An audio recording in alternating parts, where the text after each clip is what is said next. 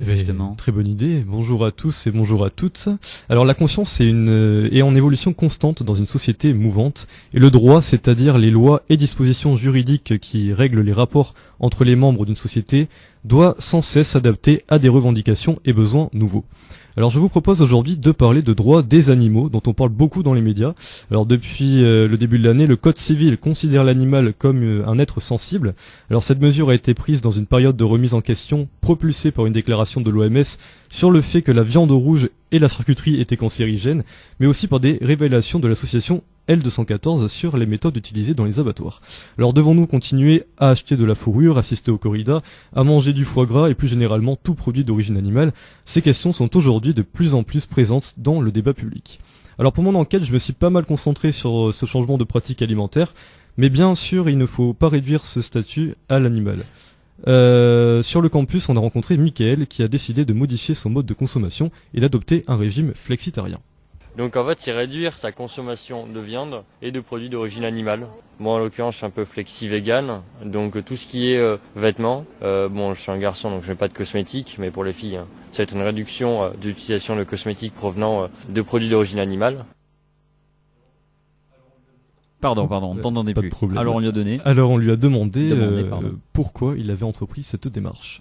Bah alors c'est très simple déjà, c'est vis-à-vis du monde animal. C'est simplement de se dire qu'on ne peut pas au XXIe siècle considérer que un être vivant est un produit de consommation.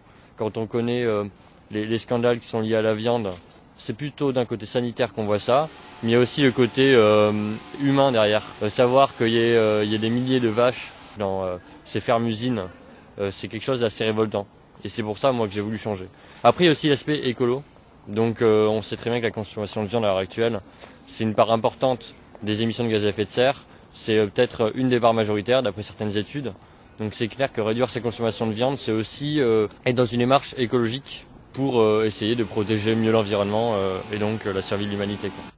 Donc il y a certaines études qui montrent du doigt en fait des carences en certains nutriments dues à ces pratiques alimentaires. On lui a demandé ce qu'il pensait de ça en fait. Pour les véganes, il peut y avoir une carence en vitamine B12, mais en fait on se rend compte aussi que cette vitamine, et moi ça me fait très rire quand même, ça me fait beaucoup rire, c'est que cette vitamine n'est pas présente dans la viande non plus, parce qu'en fait la viande subit elle-même une carence. Donc en fin de compte, des personnes qui parfois mangent de la viande ont la même carence que quelqu'un qui est végane. Et ils s'en rendent pas compte, ils sont pas au courant du tout, parce qu'elles pensent qu'en mangeant de la viande on a tout, etc. Alors que maintenant, malheureusement, avec les processus de fabrication de la viande, on obtient des carences. Donc c'est vrai qu'il peut y avoir des risques pour la santé, à être vegan, à être végétarien, mais c'est des risques qui sont quand même minimes. Et c'est clair que, par exemple, moi, dans mon cas, en étant flexi vegan, j'ai pas du tout ces risques-là, puisque de temps en temps, j'ai quand même des apports qui viennent d'origine animale. Donc on a essayé de se renseigner par rapport à cette question de carence, on a regardé sur internet, on a même questionné un nutritionniste qui nous a dit qu'en fait il n'avait aucune formation par rapport à ces nouvelles pratiques alimentaires et que toutes les études qui ont été faites se contradisaient, ça dépendait des laboratoires, donc il n'y a pas d'études en fait très concrètes par rapport à ça.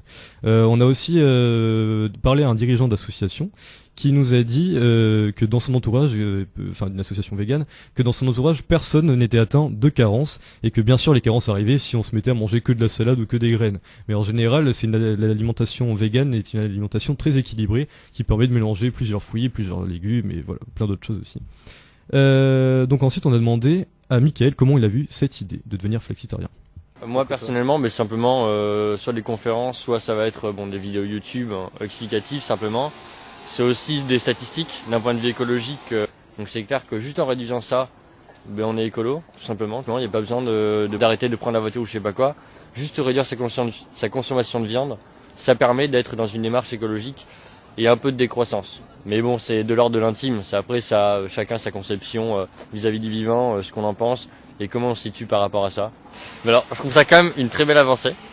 Mais en même temps, la question que je me posais dans ma tête là, c'est combien de fois il y a des cirques qui viennent à Pessac. Donc ça arrive, mais c'est tellement peu que peut-être qu'ils se sont dit c'est un pas assez simple à franchir dans la protection animale. Et c'est vrai que c'est paradoxal, puisqu'à côté ils ont un grand zoo et que effectivement les conditions de détention, on peut dire, des animaux sont pas forcément très bien pour eux. Donc ils ont fait le pas le plus simple à faire, quoi. Car en effet, la mairie de Pessac a décidé, vous l'aurez compris, de supprimer les cirques d'interdire les cirques qui utilisaient des animaux sauvages. Donc pas domestiques, juste sauvages. Donc on a ensuite rencontré Pierre-André, qui est militant pour les droits des animaux, et qui nous a expliqué que cette prise de conscience n'était que partielle. Prise de conscience, oui. Les Français estiment qu'il faudrait plus de contrôle, plus de réglementation au niveau des abattages par exemple. Mais très peu sont prêts en fait à arrêter de manger de la viande et tout ça, et très peu voient par exemple les expérimentations animales dans les laboratoires. Il y a la chasse, il y a la corrida, etc. Donc en fait sur certains sujets de la cause animale, oui, il y a de fortes prises de conscience, mais sur d'autres c'est beaucoup plus compliqué. En fait cette prise de conscience elle sera progressive, et je pense qu'on est dans une période où ça ne peut que monter. Ou même Mélenchon par exemple, même si je le soutiens pas, commence à en parler dans son programme, donc, et que de grandes organisations aussi commencent à en parler aussi, comme l'ONU. Et forcément, en fait, à un moment donné, on en arrivera à en parler. Après, j'espère que ça sera rapidement, mais on ne peut pas non plus dire aux gens du jour au lendemain, on arrête tout, quoi. Donc, en fait, nous, on considère qu'un animal, ça n'a pas cette utilité-là. Enfin, ça n'a aucune utilité d'ailleurs à part vivre. Et qu'en fait, on est dans une société spéciste. Et quand on est antispéciste, on pense, c'est peut-être dur à dire, mais que on n'a aucun droit envers les animaux, mais qu'on n'a qu'un seul devoir, c'est celui de les protéger en fait. Donc Pierre-André parle d'antispécisme. Alors pour rappel, l'antispécisme, c'est le fait d'affirmer que l'espèce à laquelle appartient un animal n'est pas un critère pertinent pour décider de la manière dont on doit le traiter et de la considération morale qu'on doit lui accorder. Alors plus tard dans Bordeaux, on a croisé une autre personne qui voit de plus en plus de gens autour d'elle qui changent de pratique alimentaire. De plus en plus autour de moi, je vois plein de gens qui s'y mettent, et voilà, c'est vraiment bien, je trouve. Parce qu'on est vachement informés par rapport à ça, plein de documentaires affreux là-dessus, voilà. Je pense que c'est surtout pour ça. J'en ai pas beaucoup regardé, je dois avouer, parce que ça me fout plus la gerbe qu'autre chose, mais bon, c'est vrai que ça pourrait, c'est sûr. Mais voilà, je mange moins de viande qu'avant, c'est sûr, en tout cas, ouais. Je fais attention à ce que j'achète aussi. Les produits, les marques, tout ça. Donc il est vrai que ce phénomène prend de l'ampleur. Donc par exemple l'Association végétarienne de France a vu passer son nombre d'adhérents de 500 en 2008 à 5000 aujourd'hui. Alors on considère que le chiffre stagne depuis 5 ans autour de 3% de la population. En revanche, on estime qu'il y a une très très grande fraction de la population qui est flexitarienne, comme l'était Mickaël, et qui aspire à adopter le mode de vie végétarien. Donc on estime que 10% des Français sont prêts à devenir végétariens. Donc ensuite j'ai demandé à un restaurateur s'il voyait ce phénomène augmenter dans son restaurant. Généralement ce sont quand même plus des femmes que des hommes. Mais oui, cette clientèle existe. On a d'ailleurs 2 plats végétariens à la carte, végétaliens même, vegan. Donc oui, c'est fréquent, c'est demandé. 4-5% de gens qui prennent ça. On a carrément l'assiette végé avec des anciens légumes travaillés, topinambour, etc. Là, ça marche bien.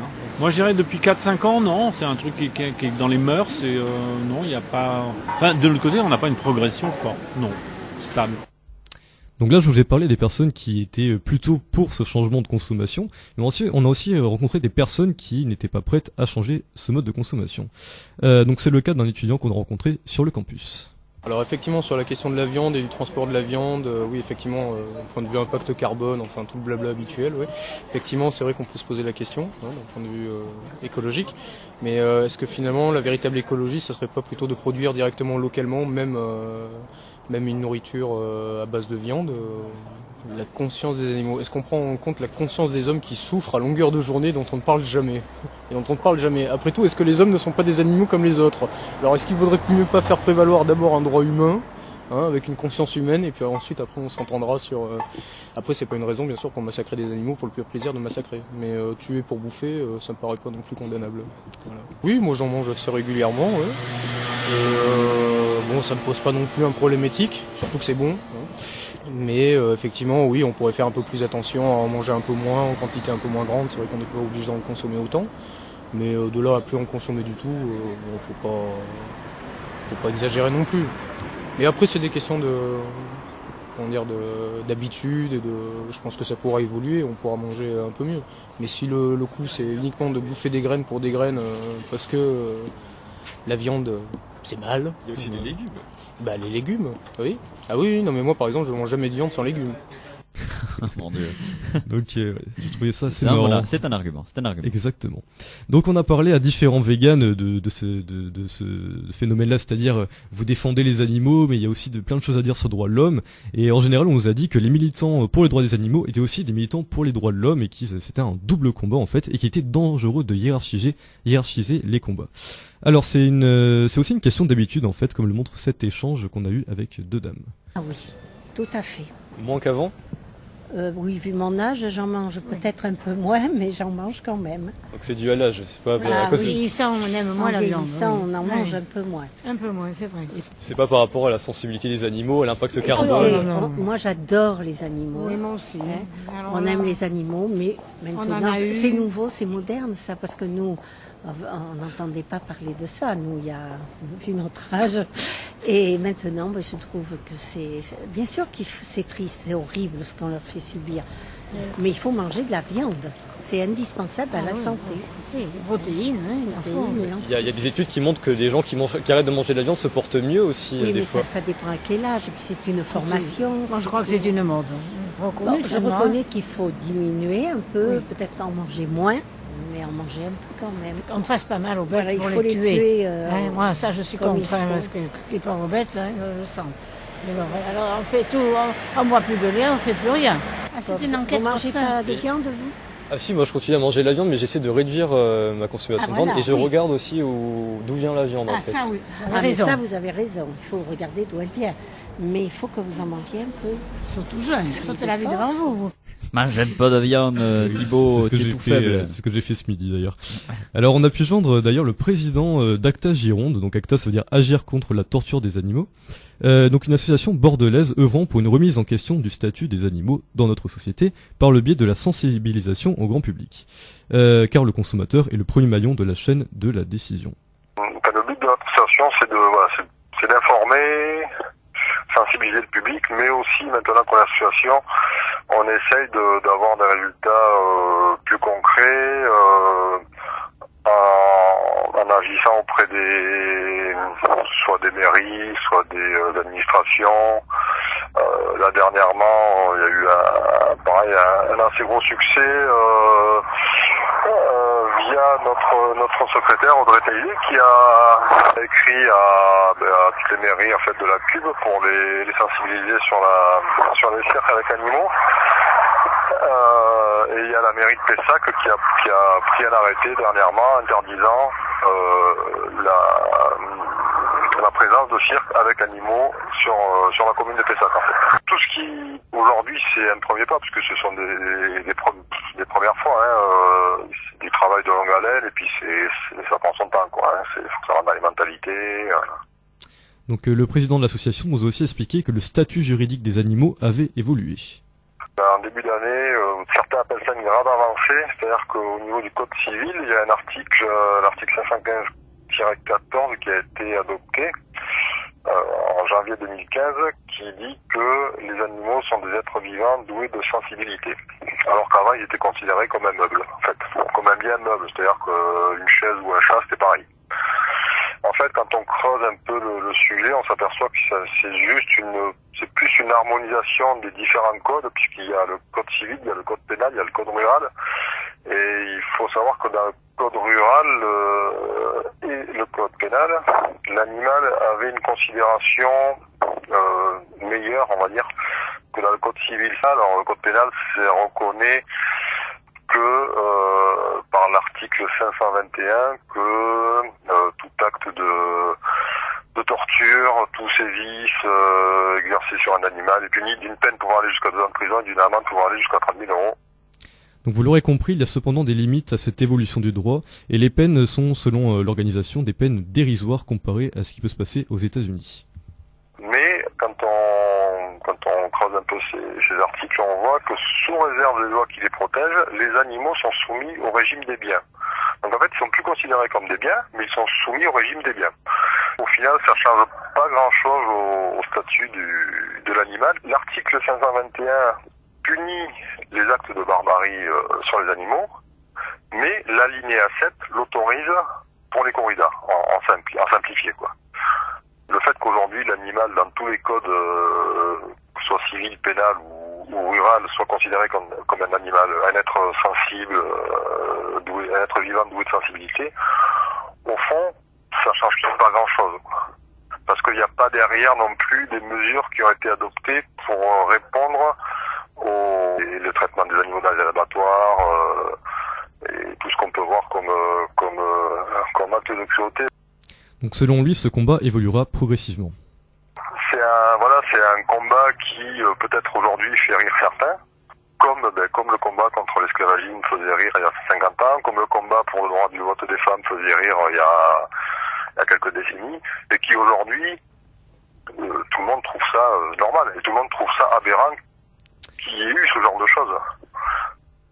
Donc toutes ces rencontres nous ont montré qu'il était possible de changer nos modes de consommation au profit de la planète et des autres êtres vivants qui la composent facilement, sans impact négatif sur notre santé, ni sur notre porte-monnaie. En tant que consommateurs, nous avons un grand pouvoir d'action et libre à chacun de choisir la sienne. Pour information, dans le cadre de la Journée internationale des droits des animaux, samedi 10 décembre, ACTA organise une journée de sensibilisation place sans projet. Et pour finir, je voudrais revenir sur donc ces dames qui intervenaient, qui te disaient c'était important de consommer de la viande. Je trouvais quand même très intéressant leur position. Elles étaient pas complètement à fond contre le végétarisme et des choses comme ça. Ils indiquaient que selon elles, il valait mieux quand même continuer à manger de la viande, mais elles avaient quand même aussi cette sensibilité vis-à-vis des animaux, des choses comme ça. C'est intéressant. Et on voit que c'est vraiment une question d'habitude en fait, parce qu'elles ont toujours eu l'habitude de manger de la viande, et on leur dit du jour au lendemain qu'il y a des gens qui arrêtent de manger de la viande, c'est quelque chose de complètement nouveau. Donc c'est aussi pour ça que c'est pas accepté par une partie de la population. Anthony, pour finir, un petit commentaire peut-être. Non, mais c'est ce que tu disais, c'est peut-être une histoire générationnelle en fait, que pour prendre l'habitude, il faut juste peut-être habituer nos enfants, nos petits-enfants plus tard à ne pas forcément manger autant de viande que nous, et ça se fera peut-être petit à petit, mais sur 5-6 ans, ça serait compliqué de tout changer comme ça, je pense. Oui, c'est sûr. Eh bien merci Thibaut pour cette chronique, pour Si on parlait. On se retrouve la semaine prochaine évidemment.